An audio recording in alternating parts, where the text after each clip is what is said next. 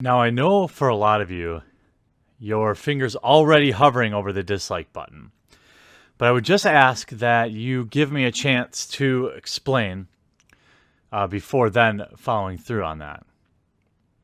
So I've been YouTubing for, almost 10 years now. And specifically in Magic the Gathering for more than 5 years. And it's been a wild ride. I've had ups and downs. I've met a lot of amazing people, like all of you likely to be watching this video, and I've learned a lot of lessons. And synonymous with MTG YouTubers are a few people. Few are more synonymous with MTG YouTube than the professor in Tolarian Community College.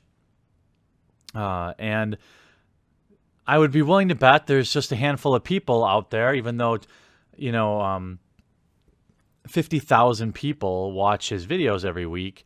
There are a few people that have had the amount of direct interactions with Brian or the professor as I have. And so over the years, I've kind of gathered a good bit of character defining moments that I decided I wanted to wait until I could be very clear to have enough of these kind of tent poles to paint a convincing picture of why it's worth listening to why he is in a way busted here. If you don't know who Tolarian Community College is, you probably haven't been on the Magic YouTube circuit very long. He's basically fully endorsed by all the major companies out there. He brings sponsors to the table that have never been to the table before. And he's, in a lot of ways, shattered the ceiling that MTG YouTubers had kind of accepted. Now, for a lot of years, the biggest Magic the Gathering YouTube channels out there were maybe like 30, 40, or 50,000 subscribers. And there were 3 main channels, 4 now, that sort of rose above everyone for a while. Now everyone is pretty much on a level playing field, and I'm really happy for that. It was this channel, Tolarian Community College, and the Mana Source that really, and I should say the Magic Show as well, Evan Irwin's show, that really grew to a point where MTG YouTubing could be considered like a job for some people, I suppose, depending on your cost of living. The idea of a Magic the Gathering YouTube channel to have 100,000 subscribers seemed absurd, and I'm certain that within the next couple of years, Tolarian Community College is going to have he already has 250, almost 500,000 subscribers. He could be the first Magic YouTuber with 1 million subscribers. And I think now is the time to kind of expose some of these things that I've interacted and expose some of these incidents that I've had with Brian directly in person over the years. Now, there's no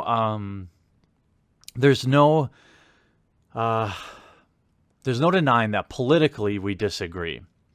There's no denying that I've been very critical,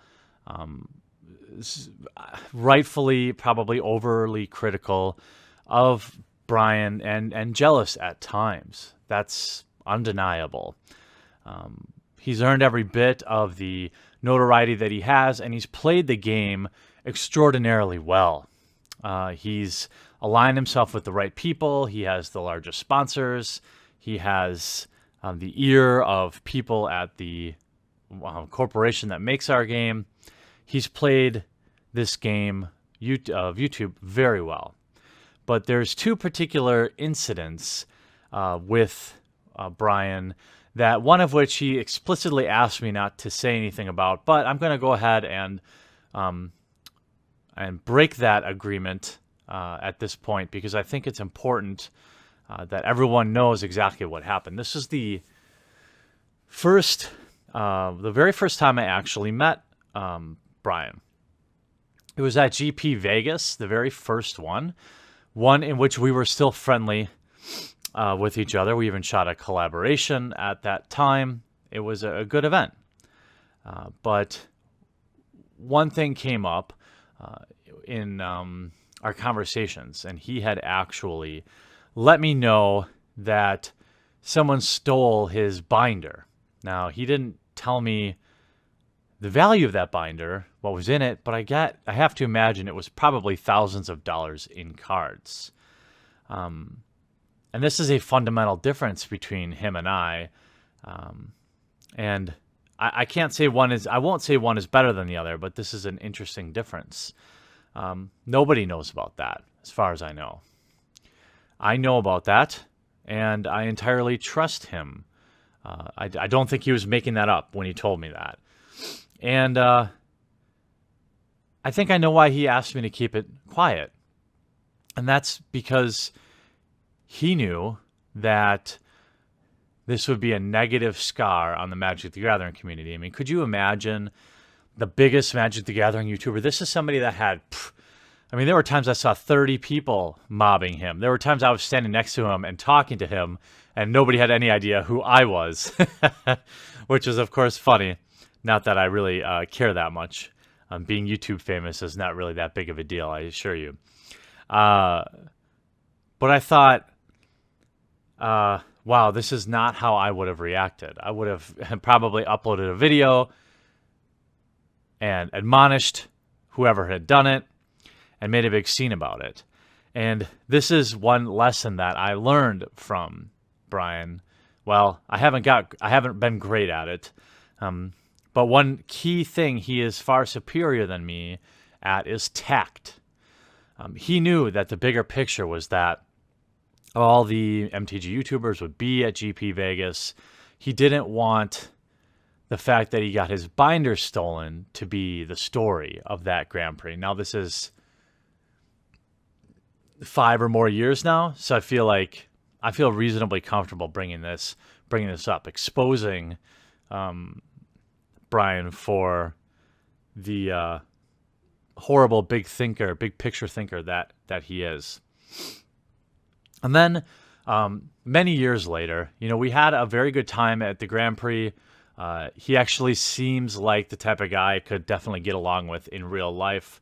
Both enjoy our liquors and our beers, and both, I think, both agree that the the Magic celebrity YouTube world is not really why we do it. And so we connect on that. Then let's fast forward to many years later. There was another incident. At this point, our relationship had completely devolved into basically him respectfully saying, hey, please don't talk to me. And aside from a few memes here and there, I've definitely tried to respect that. I would rather work things out man to man. That's how I go about things. He prefers to just avoid them. And I think there are merits in both. There's not a lot of value in talking things over. Certainly there's probably not a ton of value in him mending fences with me, given my position in the Magic the Gathering community. But a mutual friend of ours was in danger, and I'm not going to say who it was, but this is a person almost all of you know. And I was worried about him, and I knew that Brian cared for this person too, and I didn't really know what to do. I had received some information that I thought this person was going to do something to themselves that would not be great. They were basically having some terrible thoughts of self-harm. And I didn't really know what to do. I was thinking about calling the cops. I was thinking about, saying something publicly to try to get their attention. And I knew this person was also friends with Brian. And so on a Hail Mary pass before saying something publicly, I reached out to Brian via Skype, and he immediately replied. I think he knew the gravity of the situation, and we worked together to help resolve this situation. This is something neither one of us has talked about publicly, and we will probably never give any more details than that. And just the way he sprung into action, and we kind of double teamed the situation, and everything turned out fine, just so everyone knows. It said a lot about him. It told me that there was still some hope, actually, in, it definitely solidified the fact that the man is at minimum a decent human being. But maybe there's some hope for our relationship many years from now down the road. I don't think I'm going anywhere in the Magic community, and he certainly isn't either. He's made it his career. But, for all of our differences, for all of the things that I complain about, to be honest, I feel the closest to him in the Magic the Gathering community. We have more in common than he would probably admit publicly, and I don't blame him for that. But at the same time, we came up together. He's honestly like family to me. Even Wedge, he's like family to me. Us three kind of came up together. Guys like Rogue Deck Builder, Rudy from Alpha Investments. These are my brothers, and brothers sometimes fight.